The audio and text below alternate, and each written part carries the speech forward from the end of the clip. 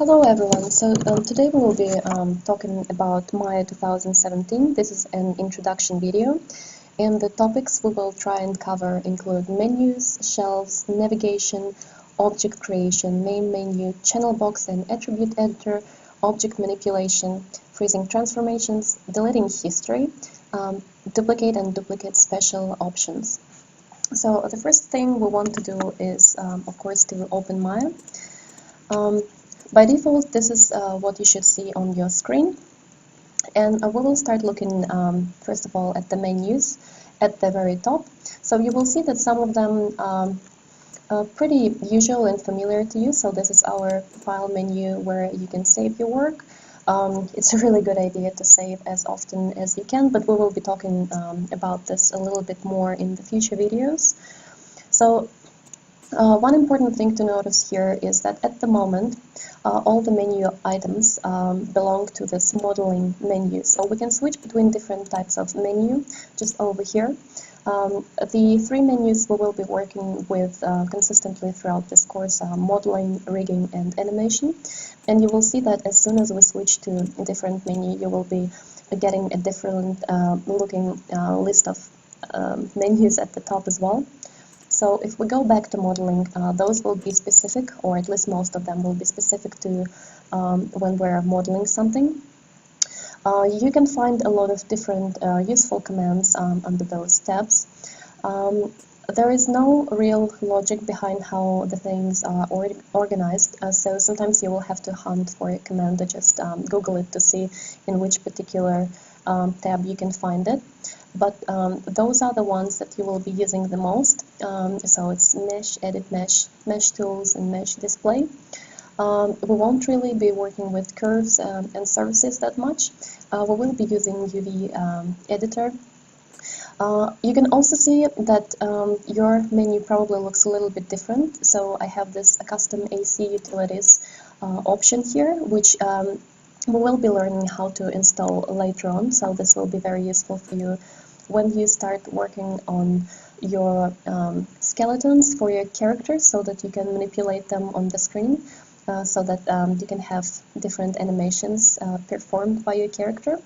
You will also notice that some of the items in Maya are highlighted in green. It means that those are new options, and by default they will be highlighted. You can turn this off every time you open up Maya. You will get a prompt saying or asking you if you want to keep this on or off. I usually keep this on. It doesn't really matter too much.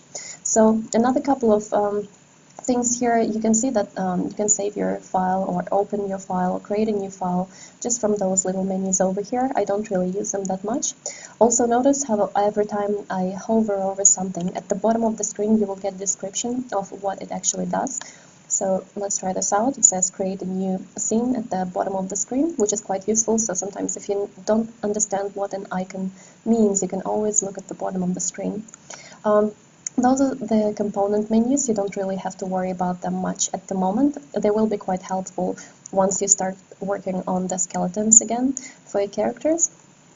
Those over here are the so-called constraints or snapping options. So sometimes when you have an object in the scene, you want to be able to snap it to something else. So you can snap it to the grid, or you can snap it to other polygonal surfaces or even curves. So we will probably be looking at that a little bit more later on, but this is just so that you know what those do. Over here it says no live surfaces at the moment, meaning that sometimes you can also snap to an object. You can make an object in your scene live, and the rest of the object will be able to be snapped to that. So this is quite cool. You don't really use that much, so you don't have to worry about that for now as well. Those are our inputs and outputs. We can leave them as they are for now as well. Construction history on off, by default it should be always on, otherwise you might run into some very weird problems. History is a topic in itself, which we will be talking a little bit about today as well. And those are the rendering icons over here. So whenever you want to showcase your model, you can render it inside this program, and you will get a proper image of your model. So we will be looking at those later on in the course. So another thing I want to talk to you about are those shelves at the bottom of the screen. So shelves usually duplicate the commands that can be found over here at the top of the screen. So sometimes instead of having to switch to your rigging menu over here, you can just go into your rigging and you already have a couple of commands available to you. I usually use this polygons shelf, and I consider it my user shelf as well, so you can see that you probably don't have all those icons on your shelf. I have been adding them to mine so that I have quick access to them. You can also add scripts, like this one, for example, is a mel script. You can create your own shelves, or you can use user shelves. So over here, you will see that there is something that says new shelf. I don't really want to be creating another one, but you can play around with those. You can add new shelves and delete new shelves, and you can add icons to those after that. Cool, so let's talk about the navigation. Navigating around the screen is quite easy in Maya, but it might take you a little while to get used to it. So to rotate like this, and you can see that there is a little icon on the screen, you need to press left Alt and hold left mouse button, and you should be able to rotate around the screen. So for panning, it's the same left Alt plus middle mouse button. So press and hold and move your mouse around to get this panning. And left and right click, Alt and right click is our zooming in and zooming out. So this is how you can rotate around the scene. It's quite easy, just do it a couple of times and you will get used to it. So let's see about how we can create our first object. So the first thing, let's talk about different types of creation. If we go under our create menu over here and go to our polygons primitives, if we click on this interactive creation and go back and try and create a cube, you will see that it says drag the base on the grid. So it actually lets us decide the size of an object just by dragging those rectangles around. I never use this method of creating things because immediately it creates translate, rotate, and other values for me, which we will be talking about in a second. So instead of using this interactive creation tool, I usually turn it off. So we'll go under create, polygon primitives, and we will uncheck this interactive creation. And now we can go back and create a cube from here. Also, alternatively, instead of going into the menu, I will press delete on my keyboard to get rid of the cube. You can also create it from shelf, so there is a couple of primitives available to you on this polygons shelf, and I usually use it all the time. So most of the times when you start a new model, you will be starting from a primitive. Probably the first important thing to know how to do is how to undo something. So in Maya by default it's Z. So if I create something and I press Z, you will see that it immediately gets rid of whatever we just created on the screen. But let's create another cube again. So we created one, and let's quickly talk about the icons over here, or actually the menus over here. We will not really be using lots of them. There is just a couple I want to mention to you.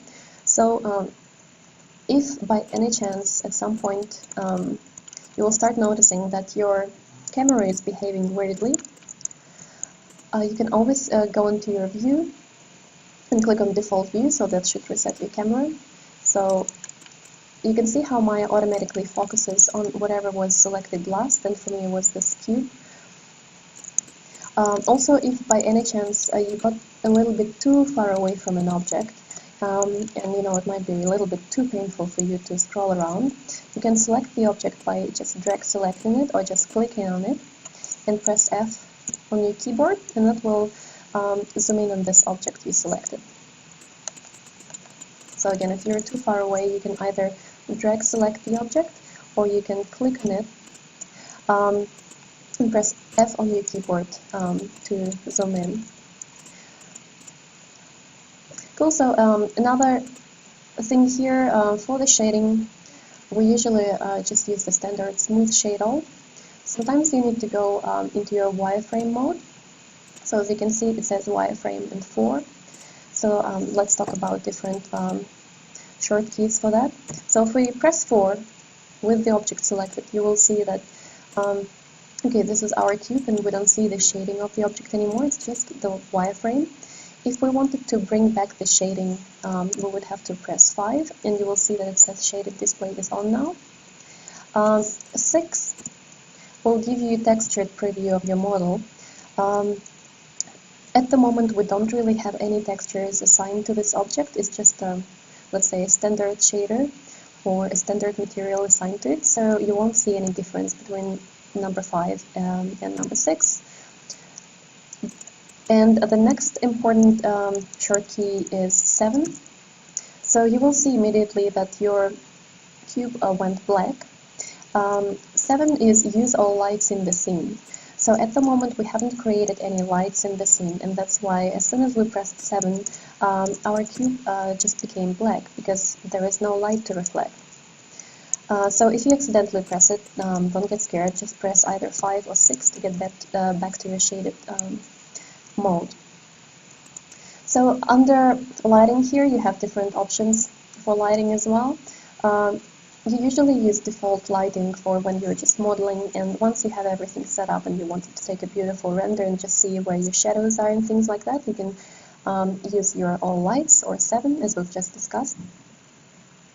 The next item here is show. So you can see that at the moment we're showing absolutely everything, although our scene is really empty. But if we had any of those objects, we would be able to see them in the scene. Sometimes it gets a little bit too hard to see what's happening in the scene, and we want to hide certain elements. So we can do it from this menu. And by hiding, I don't mean deleting them, so at any given point you can bring them back just by checking those items back on. So see what happens if we uncheck polygons. This is a polygonal cube on your screen, so if we uncheck this, it will disappear. But we can always go back to show and press polygons, and it's back on. So render, by default, it's using viewport 2.0, which is, it has become standard for Maya. It used to be the default viewport back in the days, but it seems to be working fine. It used to be a little bit laggy, so you can just stick with it for now.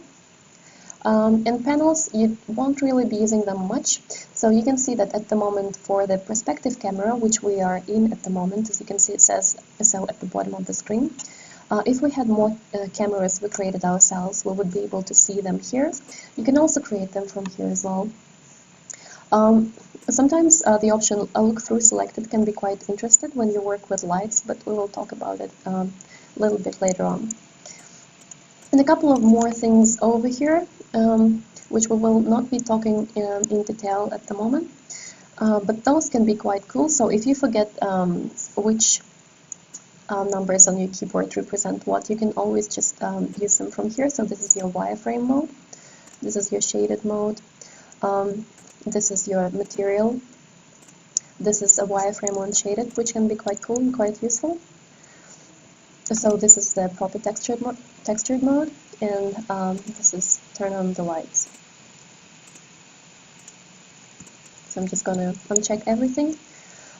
Also really useful is this little guy here, which is called isolate select. Sometimes you can assign it to a short key, so you don't have to click on it. I usually have it assigned to I. So let's create another object. So as you can see, Maya by default creates all of the objects in the middle of this grid. So this is considered our zero coordinates. So we have the sphere here, and by default it sort of is overlaying the other object. And this is where it gets a little bit tricky for us to be able to see things clearly. So let's move it out and talk about our transform gizmos. So there's a couple of Q combinations you have to remember. So Q is our select. So it's Q for selection. You usually are in this mode by default, as you can see over here. This is your selection mode. W is your move gizmo. So at the moment nothing is selected, so you can't see it. But as soon as I select the sphere, you will see those little arrows that appeared on the object. And if I drag the red arrow, it means that I will be moving this object along the x-axis into the positive direction. So where the arrow is pointing is the positive direction on x, and the other direction will be negative. And the same with the rest of the axis. So I can grab the arrow and move it out. You don't have to constrain yourself to those dimensions. You can also use those little squares over here. So this is constraining on two axes, which will be our x and y. That little green fellow over there is our x and z, and this one is our y and z. If you wanted to move it freely without constraining to any of the axes, you can just click in the middle, and now you're just moving it anywhere. I usually don't move it like that because when you're modeling you need precision. I just want to move this sphere out so I can click on the cube and show you what our isolate select does. So if we click on it, you will see that the sphere disappeared. It wasn't deleted or anything like that. At the moment we're just viewing this cube in isolation from everything else. So if we had multiple objects in our scene, and for some reason it was too hard for us to focus on one particular object, we can always go into isolate select mode. And once you're done working with this object and you want to bring everything back, you will just have to uncheck this isolate select, and everything will be back to normal. So as you can see, you've already learned a couple of different ways of being able to work with specific objects. Again, it's show, for example, but if we use our polygons here, it will get rid of both of the objects. Let's really quickly create a curve. So curves are really useful when we do rigging. There is a special subdivision, I guess, of a modeling called NURBS modeling, which we will not be covering in this class, but it's just something for you to remember that curves belong to NURBS as well. So if we click on this curve and just leave it where it is and go back to our show menu and uncheck the polygons, you will see that this curve stays because it's a different type of object. But we can also get rid of the curve itself. So we will just have to uncheck this NURBS curves, and you will see that it has disappeared, although it is still there. So that's it for the overview of those icons. You won't really be needing anything else from here, at least for now. So let's keep talking about different types of manipulation we can do with our objects. So we've discussed how to move objects around. I also want to show you how to rotate objects. So to be able to rotate an object, you have to click on E on your keyboard, E, or you can click on this icon over here. And it's the same sort of deal as with the move gizmo, so you have those differently colored axes. At the moment I can see my y-axis is green, z-axis is always blue, and at the moment x-axis is selected, x-axis is red, so if I select my blue one, you will see that whatever becomes deselected is red, so this is our x, and when you select something it goes yellow. At the moment my gizmo is a little bit too small, so I can't really although I can still manipulate the object, it would be cool if it was a little bit bigger than the object itself. So if you're unhappy with the size of your gizmo, you can press plus and minus on your numpad, and you will see how the gizmo is growing. So if your gizmo is too huge and you can't see it, or it's too tiny and it's really hard to select, you can always manipulate it with your numpad plus and minus. So now it's the same deal as with the previous gizmo. If I can rotate it on different axes, I can also rotate it in alignment with my view. So that's this blue circle around all of the other axes. And I can always just click on the object and drag it around, and it will be not constrained to any of the axes, so it's sort of free rotation for it. The next tool we will look at will be scale.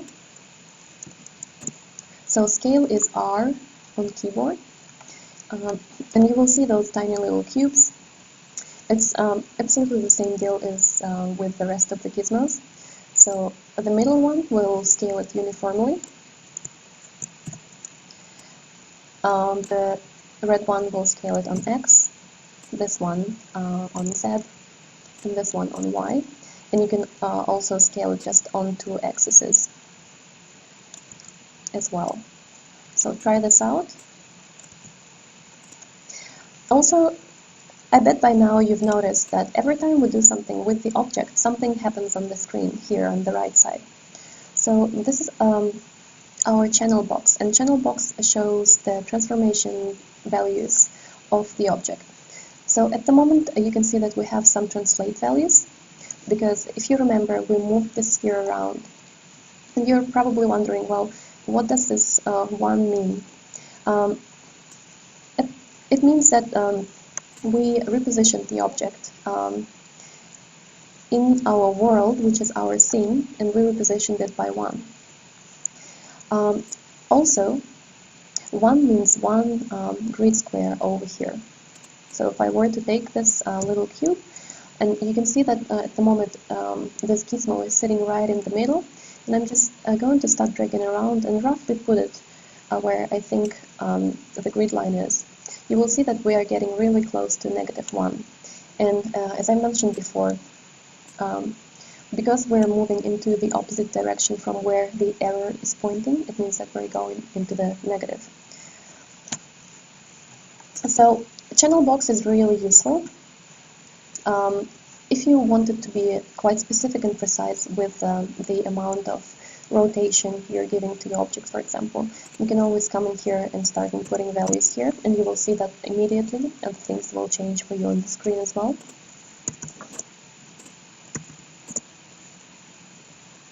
You can also change the values of your translation. And another cool trick is that you can click on any of those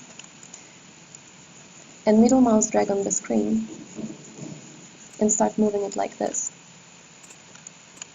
So if you click on this translate Y, for example, and now I'm just middle mouse dragging on the screen and I'm holding my middle mouse, it gets constrained to the Y-axis and the values are changing. You can also zero everything out from here. Just be careful with your scale, because if you zero it out, you will see that your cube has disappeared. So put it back to 1. This is your the default amount of scale you get when you create an object. Because we haven't really done anything to the sphere here, you will see that it's still 1 by 1 by 1 as well. Cool, so what else is channel box useful for? It's actually a really important thing to keep looking at it, especially when you start rigging. You will notice that you are making a lot of mistakes just because you're not cautious enough about the way you're using your channel box. So let's say this is the position where I want my sphere to be at all times. So I want this to be its default position and not this 0 coordinates. So how could we achieve that? Because at the moment, you can see that we have specific values for this sphere over here, meaning that if we moved it around, it would be really hard for us to bring it back to where it was before. And you don't really want to be undoing the work every time you do something else, and then you have to undo just to be able to put the sphere where it was before, but you don't really want to be writing those values down. So one thing to make this particular point in space, the 0 coordinate of the sphere, is something that is called freezing transformations. So if I go back to my polygons shelf, I will show you where it's sitting for me. So I have a special icon for it that I have created before. You don't have it on your shelf just yet, but we will learn how to create one, and we will see what happens when we use it. So if we go under our modify and we click on freeze transformations, also just a note, you can see there's a little square to the right of freeze transformations. It means that there are options for this command that we can change. So if I click on this, it will bring up a new window for us. And all it does is saying us that if we click on it, it will freeze, translate, rotate, scale values, and joint orient values for the object which we have selected, which is the default. If you're not sure whether you have the default values, you can always go under Edit and click Reset Settings. So as you can see, joint orient was not one of those settings that should be turned on by default. And it doesn't really matter at the moment because we're not working with joints. So this is what you should be able to see on your screen.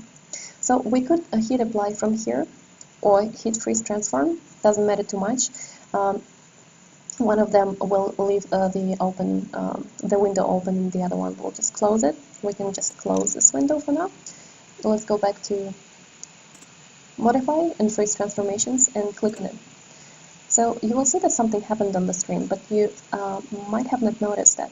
What it did, it got rid of all the values in our channel box for the translate, meaning that this point in space is our default position of the object now. So if we moved it to some other place, and after that we wanted to move it back where it was before, we can just zero out the values, and this is where it's living now. So it's not like for this cube where its default position is in the middle of this grid.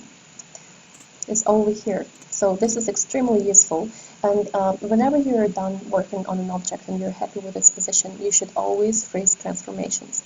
So how do we put this icon onto the shelf so we don't have to go each time to our modify and click freeze transforms from here? You can add items on your shelf by going Control Shift and clicking on them. So if I go modify, Control Shift, and click on freeze transformations, you will see that on my shelf it immediately created an icon for my freeze transformation. So now if I wanted to move this sphere over here and say that this is my default position for the sphere now, I can just click on this freeze transformations icon, and it will do exactly the same as what it did before when we went into the menu, special menu for that.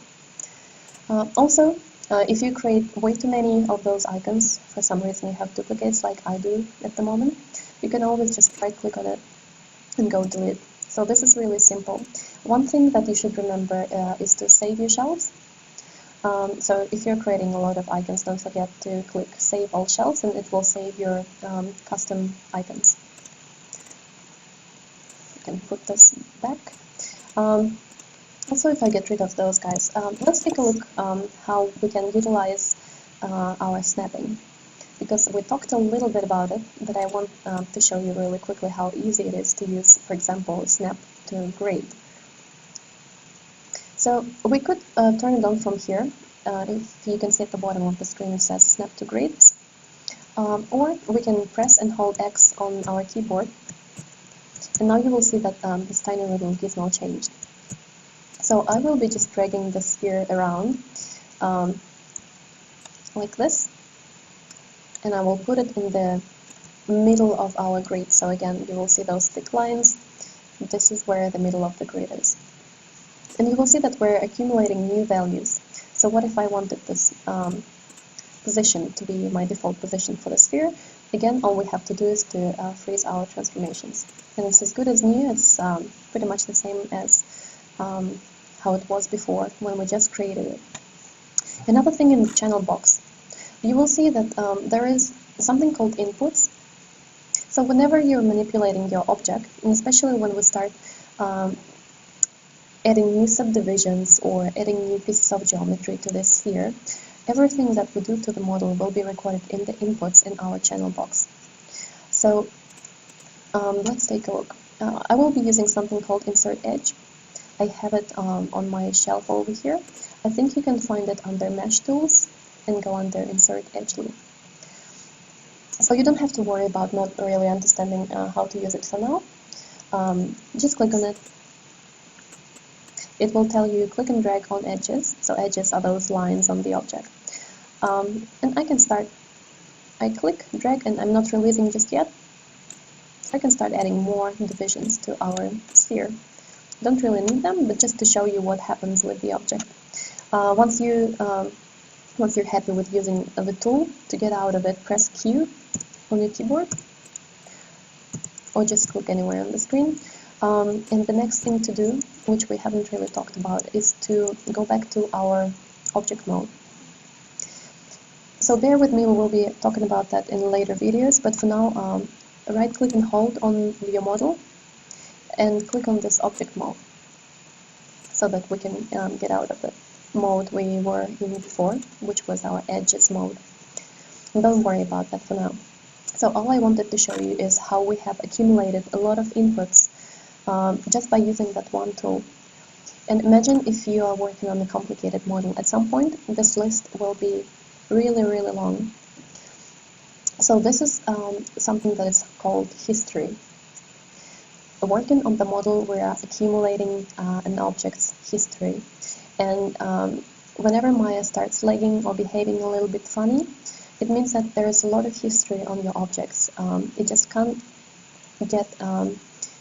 keep remembering all those operations, because what actually happens is that we can go into any of those and we can start changing things. So I can say that I'm adding 10 more edges instead of just one. And I can do the same with another poly split ring. So that was our insert edge loop tool. So go and change this to multi and add another 20. So we're starting to get really crazy with this, right? And Maya has to remember all of those, which is quite hard. So what we can do once we're happy with everything, we can delete the history so that the object becomes, it will hold all the information, everything that you've done to the object will be still there, but it will get rid of all of those inputs, and you won't be able to use them anymore. So you won't be able to change it like I just did, switching things around. So to be able to do that, we have to delete history. I have this icon over here on my shelf, which I will not be using just now. I will show you where to find it. So you will have to go under Edit, Delete by Type, and History. So they have a short key, Alt-Shift-D, which I don't really use. It's so much easier for me to just have it sitting on my shelf instead. So we'll do the same thing as we did with the transformations, or freeze transformations before. Press Ctrl-Shift, click History, left click, and the history icon will get added to your shelf. So now watch what happens when we select our sphere again by clicking on it and click on this icon. You will see that there are no more inputs. So this is a clean model now. It has no values in the channel box. It has no inputs, so we got rid of all of those. And we can also rename this object. Say, let's call it sphere finished. So renaming is as simple as clicking here and renaming it to whatever you want it to be. It is very important to remember to rename your object, especially when you start working on more complicated things, and you will start working with the outliner, which you probably don't see on your screen at the moment, but we will be looking at it a little bit later. For me, it's just sitting over here.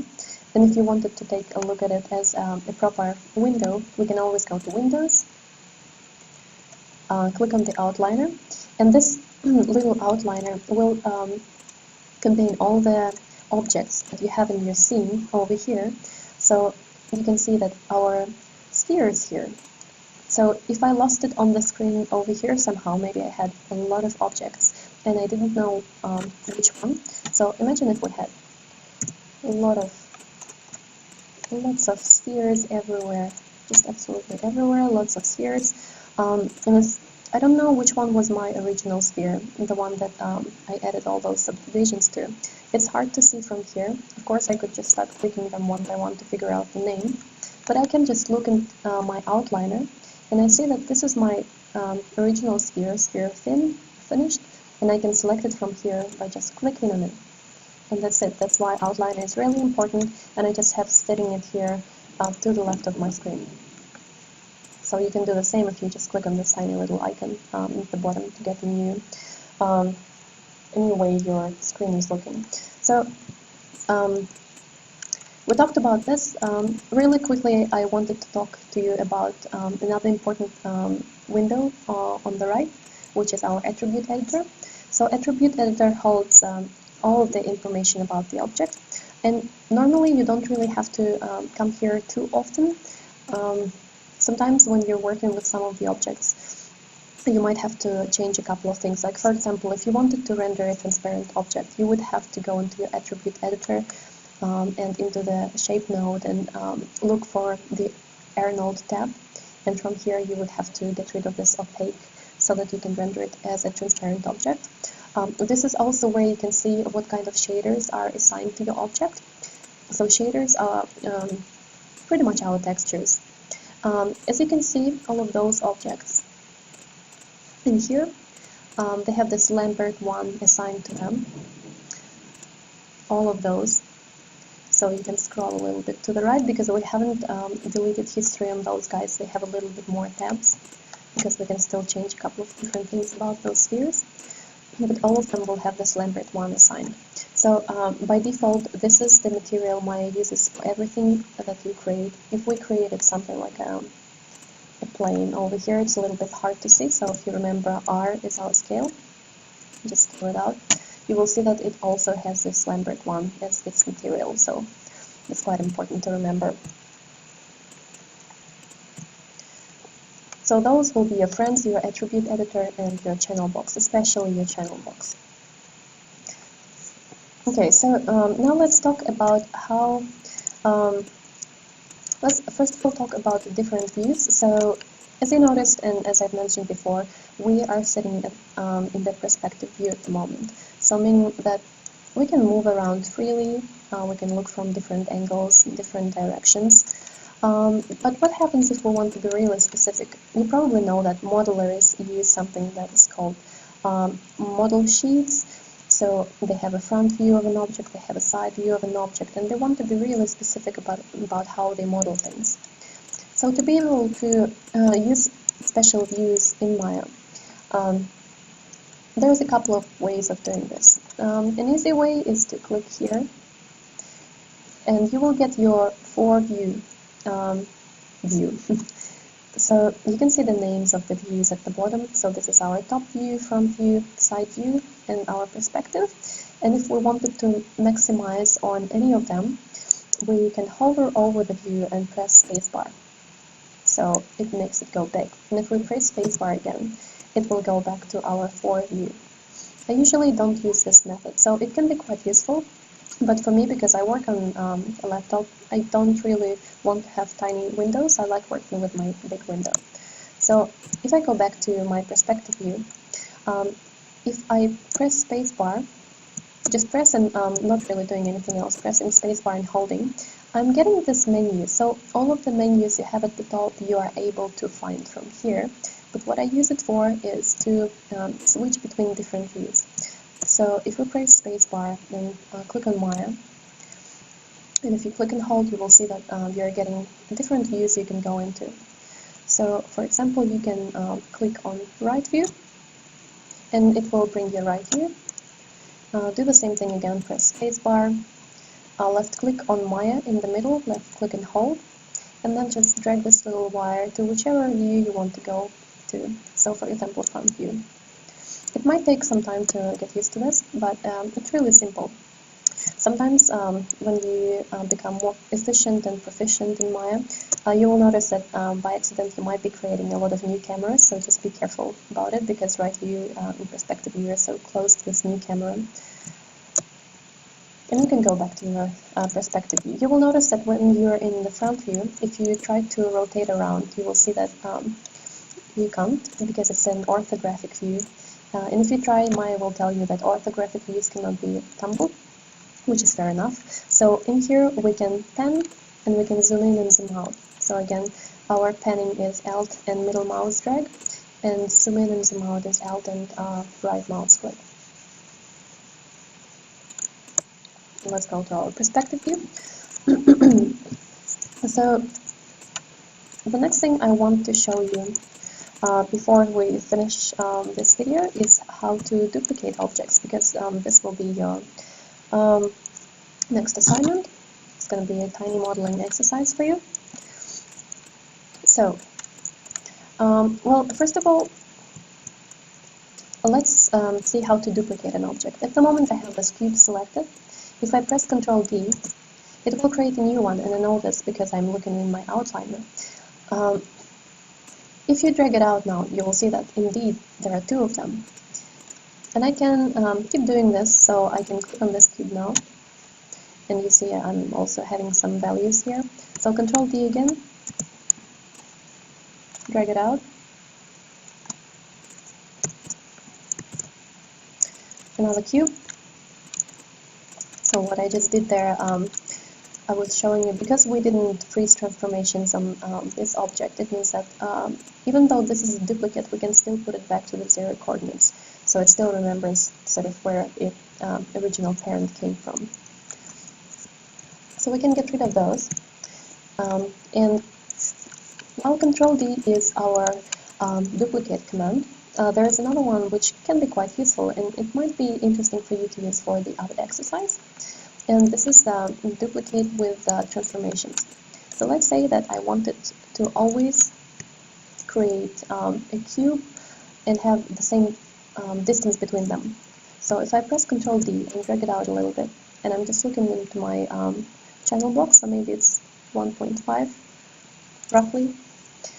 If I wanted to repeat it a couple of times, I can just press Shift D, and you will see that it will create an infinite amount of cubes for us, and they will all have the same difference or distance between them, which is really useful. You can do the same thing just by noting. So just by noting how much we're adding to our translate. But this is a little bit trickier, just because you don't really want to be doing maths all the time. So what we can do is go into our translate x and change it to 1.5, freeze transforms, so that it becomes 0 out. Press Ctrl D, translate x 1.5, and keep going on like that. So that can be quite useful. Or alternatively, could go to my front view, just do something a little bit more interesting.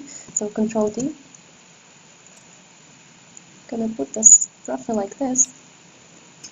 And I know I'm only manipulating this object on X and Y at the moment, which is good. And if I press Shift D again, you will see how we're getting this really cool effect. So that's awesome. And so this will be almost everything. But I wanted to show you another cool thing. So at the moment we were using our Shift D as duplicate with transforms, but there's another cool way of using this. So for this we will have to manipulate the pivot point of the object just a little bit. This is not hard at all. So from my top view, I'm looking at this cube, and I sort of want to duplicate it around the 0 coordinates, so that we have 3 more cubes, and they are positioned the same distance from the 0 coordinates, so they sort of like make this kind of diamond shape. So how can we do this? There is a couple of different ways, but we will take a look at how we can manipulate the pivot point of the object. So with my X, because I want to snap to the grid, with my X pressed, I will move this cube a little bit. It doesn't matter how far, so you can move it further away or closer, doesn't matter at all. So what I want to do now is to change where the middle of the gizmo is sitting. So at the moment all the manipulations are happening to the object, and they're happening in the way where this is kind of the middle of all the transformations happening to it. But what if I wanted this pivot point, this middle point of the object, not to be in the middle of the object, but to be sitting somewhere over here? What kind of cool effects could we be getting out of this, right? So if you press D on your keyboard, you will see that the gizmo has changed a little bit.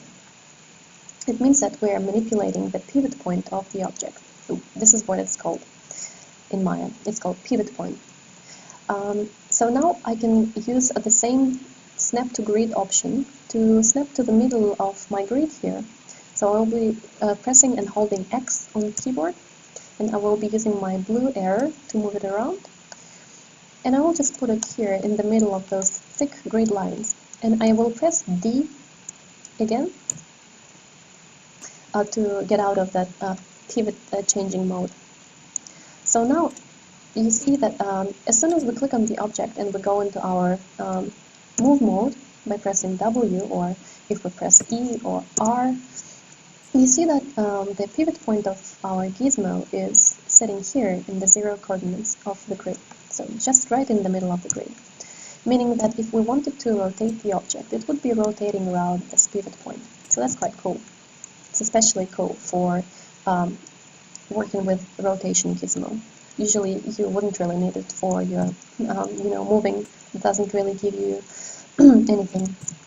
Sometimes it might be useful for scaling if you wanted to get some really cool effects. But we will just use it for our rotation. So let's take a look at our duplicate special options. So for that you will have to go under Edit, Duplicate Special and Options. And there's a lot of things you don't really have to worry about, so just use the settings I have here for now. For the geometry type, it will be copy. If we set it to instance, it means that all the transformations we will be applying to the original model will be applied to kind of the children, the instances. So group under parent, it's fine, or we can group it under the world or the scene itself. Just reset it. So the default values should be fine. Translate. So we could translate the object. We could duplicate it and translate it at the same time if we wanted to. But in this particular case, we will not really be using translation as much. And also you're probably wondering why we have 3 different columns here. So they represent X, Y, and Z values. So the same as what we have in the channel box, where we have them separated, like translate X, translate Y, translate Z. In other places in Maya where you see those 3 boxes, you can immediately assume that this is X, this is Y, and this is Z. So we will be rotating it on which axis? If you look at it and you see that, okay, our blue axis is not selected, and it's probably not the one we want. Our x-axis over here, if we started rotating it, this cube will be just going up and down, kind of. So it means the only axis left is our y-axis, and it's currently selected. So we know that we will be rotating on y, and y is our second column over here. So rotation works with degrees. So we can assume that the full circle will be 360. So every time we duplicate this object, we want it to be rotated 90 degrees. I hope my math is fine. So if we click on this, we don't need to scale the object. So we could play around with this, or you could see what happens if you just change one of the values a little bit. And for the number of copies, Maya is asking us how many of those new cubes we want to create. So for me it will be 3 more. And we don't really have to worry about anything else. We don't really want to be using the same connections or the same inputs for the object, so we'll just use this as it is. And hit apply and see what happens. So it positioned new cubes, it created new cubes for us first of all, and it positioned them perfectly. And it also left all of those values for us as well. So you can see, although we didn't put anything into the translate, we're still getting some translate values, because of course in our original cube we had this translate Z. In our duplicate on this one, of course it will be translate X. And we're also getting some rotation values as well. So this is really cool and useful, and you can play around with it a little bit more, because for your homework you will be creating a tower with set of steps going all the way around it to the top, and you already know how to do most of it. So you will just need to work with the duplicate special options a little bit, and you will have to figure out how to change the Y of the objects as well. So you can either figure it out manually, or you can use your duplicate special options for that as well. So that's it for now. I know it's a lot of information, but that's the first introductory videos. It's gonna be easier from now on because you already have learned quite a bit. And thank you so much for watching. Until the next video.